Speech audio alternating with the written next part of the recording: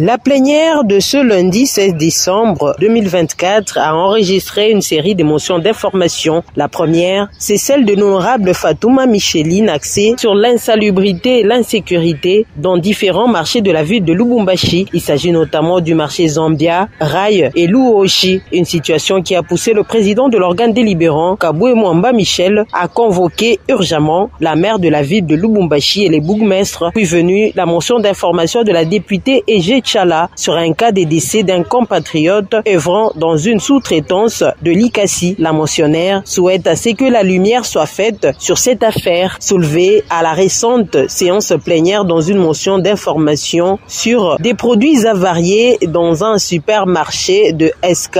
Le président de l'organe délibérant du Haut-Katanga a fait venir séance tenante la ministre provinciale de l'économie, Lorraine Lusamba, pour donner des informations supplémentaires sur l'évolution du dossier. Honorable Président, un constat déplorable a été constaté à ce sujet.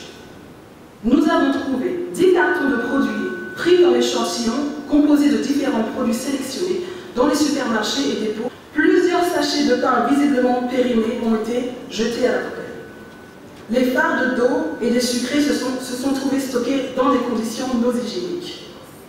Le jour suivant, Honorable Président, contre toute attente, nous avons été surpris d'apprendre que ce supermarché a été scellé par les inspecteurs de la brigade de la police judiciaire en date du 12 décembre 2024 et décellé en date du 12 décembre 2024, une journée.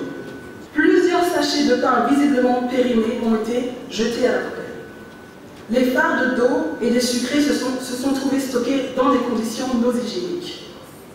Le jour suivant, Honorable Président, contre toute attente, nous avons été surpris d'apprendre que le supermarché a été scellé par les inspecteurs. Honorable Président, qu'il plaise à votre auguste assemblée de contacter le parquet des grandes instances de Lubumbashi et la brigade de la police judiciaire et de leur demander comment ces actes ont été posés et engagés, et cela n'engage que leur responsabilité. Ce dossier tient à cœur la première institution en province. Les enquêtes doivent s'intensifier au parquet de Lubumbashi.